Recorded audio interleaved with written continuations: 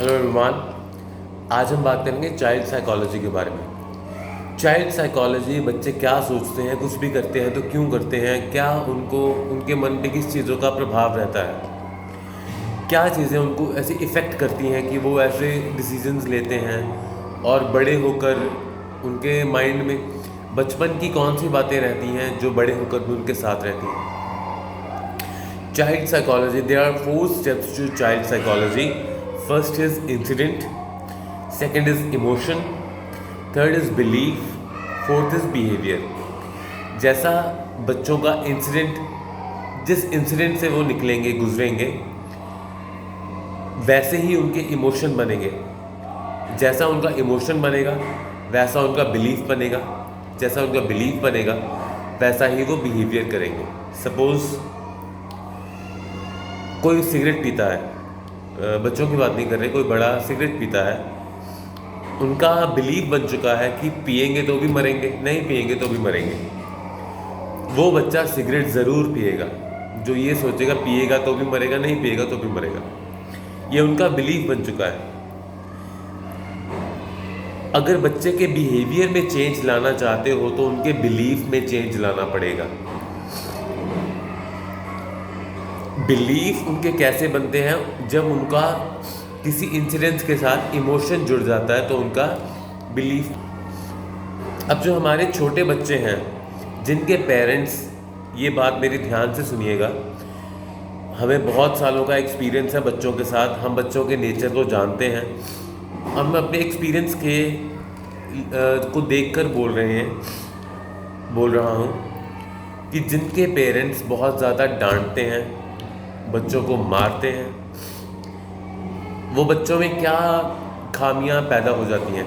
वो बच्चे झूठ बोलने लगते हैं, वो बच्चे पूरे शांत हो जाते हैं, वो बच्चे बोलना बंद कर देते हैं, बात करना बंद कर देते हैं, उनका पढ़ाई में कंसंट्रेशन बंद हो जाता है, किसी भी चीज़ में कंसंट्रेट करना वो बंद कर देते हैं।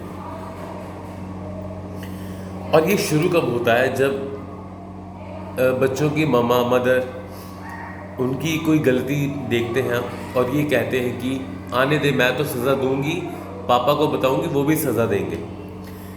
उसके माइंड में मदर की इमेज भी ख़राब हो गई और फादर की भी हो गई, क्योंकि उस बच्चे को पता है कि शी डजंट और he doesn't have enough knowledge कि उनको क्या सही है क्या गलत है, उनको पता नहीं है और उनको सज़ा मिलने वाली है। और बच्चे के मन पे बहुत सारे इम्प्रेशंस बन जाते हैं और बच्चा फ्रीज हो जाता है। कई पेरेंट्स खुश होते हैं कि हमारा बच्चा तो बोलता नहीं है। अगर आपका बच्चा नहीं बोलता है तो ये बहुत ही दुख की बात है। अगर बच्चा गुस्सा करता है, अगर बच्चा आपसे लड़ाई करता है तो दैट्स अ पॉजिटिव साइन। बच्चे को जितना रोकेंगे वो और ज़्यादा गलत डायरेक्शन में जाएगा। अब बच्चे 4 तरह के होते हैं, 4 उनकी सिचुएशंस होती हैं। एक बच्चा फाइट करता है, first situation is fight, second is flight, third is freeze, fourth is face. जब बच्चे अपने रिलेटिव से, अपने दोस्तों से, अपने क्लासमेट से फाइट करते हैं, एक वो सिचुएशन है।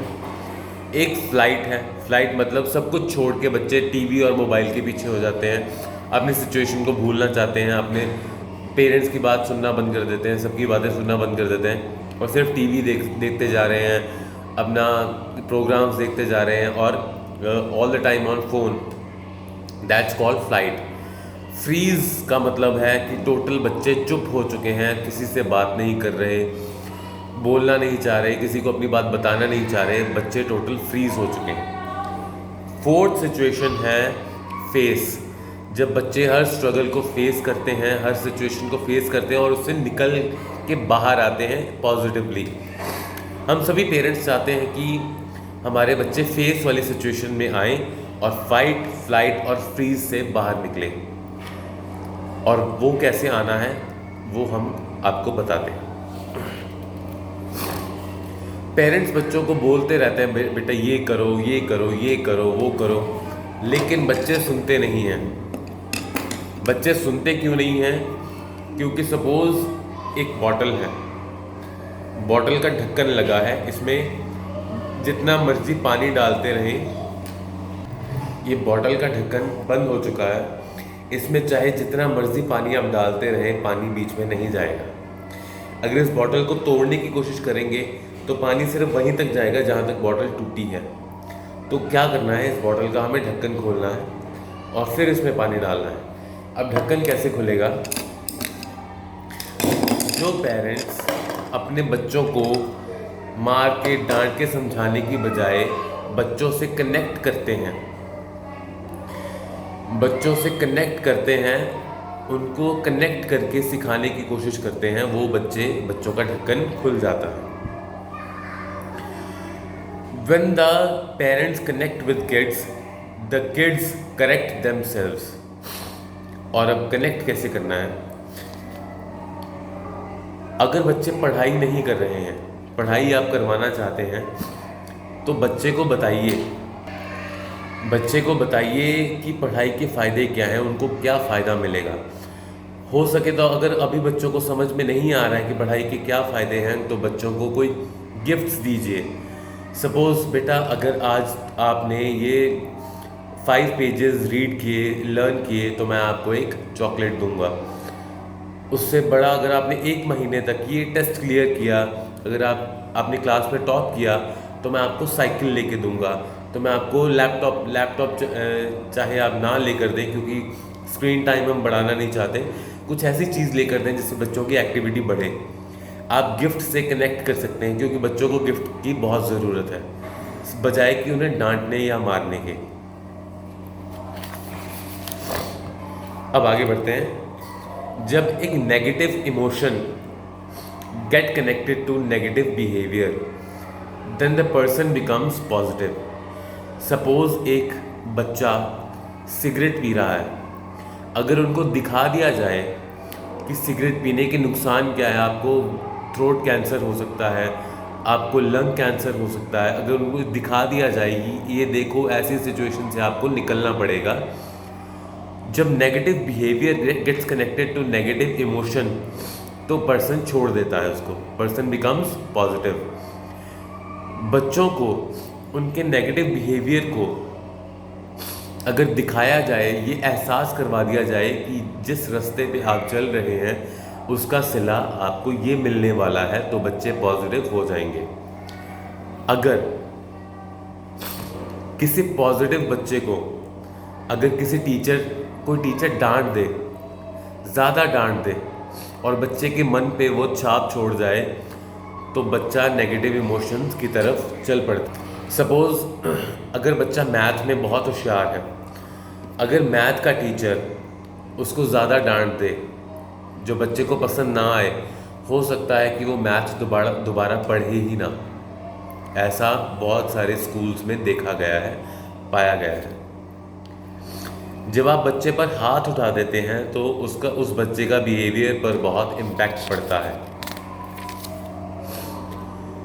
Children starts feeling positive in negative behavior।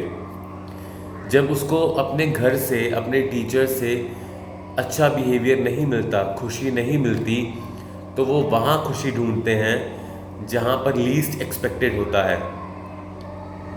वो गलत डायरेक्शंस में जाने के लिए मोटिवेट होते हैं जब उनको अपने घर से खुशी नहीं मिलती।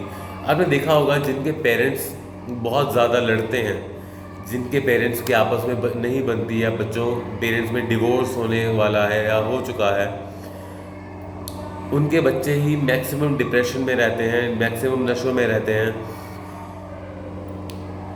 जिनके पेरेंट्स ने अपना रिलेशनशिप अच्छा मेंटेन करके रखा है और बच्चों को भी वैसा ही मेंटेन करने का दिखा रहे हैं, जिनके पेरेंट्स का रिलेशन उनके पेरेंट्स के साथ बहुत अच्छा है, घर में एक पॉजिटिव माहौल है, उनके बच्चे कभी गलत डायरेक्शन में नहीं जाते।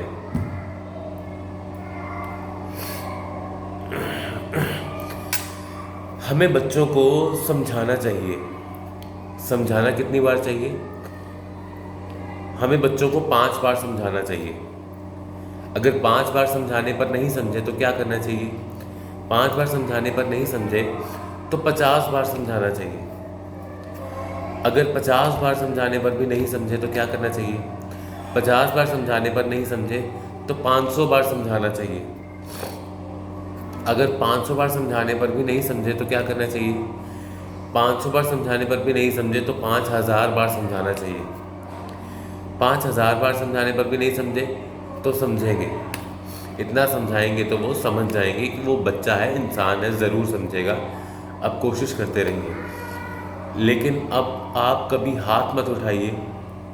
बहुत सारे लोग कहते होंगे कि बच्चों को आजकल मारना बंद कर दिया तो बच्चे बिगड़ रहे हैं। बच्चों को मारना बंद किया तो नहीं बिगड़ रहे, बच्चों को अच्छा एटमॉस्फेयर नहीं मिल रहा है तो बिगड़ रहे हैं। बच्चों को अच्छा इन्वायरमेंट नहीं मिल रहा है, बच्चों को स्पिरिचुअल नॉलेज नहीं मिल रही है, बच्चे नेचर के साथ कनेक्टेड नहीं हैं, बच्चों को प्यार, लव एंड कंपैशन नहीं मिल रहा है, इसीलिए बच्चे गलत डायरेक्शन में जा रहे हैं। मारकर बच्चे सिर्फ डिप्रेशन में ही जाएंगे और कुछ नहीं होगा। मैं आपको एक एग्जांपल देता हूँ। एक डॉग था जो कि अंधेरे में बैठा था। एक पर्सन ने क्या किया, अंधेरे में उससे थोड़ी दूर एक बेल लगाई, बेल बजाई, डॉग उसके पास आया और उसने खाना खिला दिया और उसने उसको एक रोटी डाल दी। कुत्ते ने या डॉग ने रोटी खा ली। तो वो दूसरी डायरेक्शन में गया, वो पर्सन फिर से बेल बजाई। अब डॉग के माइंड में ये आ चुका है कि बेल मतलब रोटी। फिर से बेल बजाई, उसने उसको रोटी डाल दी। वो डॉग फिर से आया, रोटी खाई और चला गया। वो थर्ड डायरेक्शन में गया, फिर से बेल बजाई, इस बार उसने उसको रोटी नहीं डाली। फिर वो और दूर गया, दूसरी डायरेक्शन में गया, उसने फिर बेल बजाई, कुत्ता फिर उसके पास गया पर उसने उसको रोटी नहीं डाली। वो जितनी बार भी डायरेक्शन चेंज कर रहा था, बेल बजा रहा था, डॉग उसके पास जा रहा था, लेकिन वो उसको खाना नहीं दे रहा था। डॉग फिर भी उसके पास जा रहा था, उसको लग रहा था शायद उसको खाना मिलेगा। ये था एक एग्जाम्पल। अब उसी पर्सन ने क्या किया, बेल बजाई, डॉग आया, कुत्ते को खाना डाला और साथ में उसको करंट भी दे दिया। करंट दे दिया, कुत्ते को करंट लगा और वो चला गया, खाना खाए बिना ही चला गया। अब दोबारा क्या किया, फिर से कुत्ते को रोटी डाली, इस बार कुत्ता नहीं आया। इस बार कुत्ता नहीं आया, उसको लगा कि रोटी मतलब करंट, क्योंकि वो करंट को एक्सपीरियंस कर चुका था, उसके माइंड में नेगेटिव इमोशन आ चुका था कि रोटी मतलब करंट। वो कुत्ते ने कई दिनों तक खाना नहीं खाया, वो कुत्ता बीमार पड़ गया और फिर भी उसको खाना खिलाने की कोशिश की जा रही थी, लेकिन उसने खाना नहीं खाया। हमें कुत्ते के लिए करंट नहीं बनना है, हमें कुत्ते के लिए बेल बनना है, जो कि एक पॉजिटिव इमोशन, हमें अपने बच्चों के साथ पॉजिटिव इमोशन से जुड़ना है। अगर हम उनके लिए एक नेगेटिव इमोशन से जुड़ते हैं तो वो हमसे दूर चले जाते हैं, हमसे दूर होना शुरू हो जाते हैं। पहले वो चुपचाप रहेंगे, आपसे बात नहीं करेंगे, आपसे दूर रहेंगे, आपका कहना तो मानेंगे क्योंकि वो आपसे डरते हैं, आपका कहना तो मानेंगे, लेकिन मन से कभी आपसे प्यार नहीं करेंगे। अगर आप चाहते हैं कि आपके बच्चे आपसे मन से आपको चाहें, आपको प्यार करें, आपकी इज्जत करें, तो fill them with positivity, connect with them. Children are like plants and parents are like gardeners.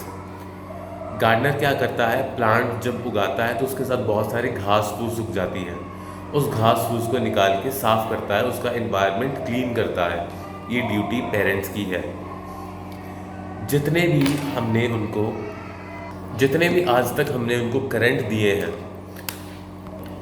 उनकी जगह हमें घंटी बनने का टाइम आ गया है। अब हमें बेल बनना है, करंट नहीं बनना है।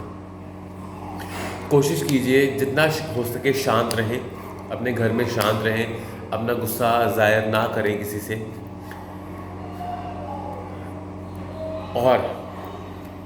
और किसी भी परिस्थिति में अगर हमारा गुस्सा अपने बच्चों पर निकल जाता है,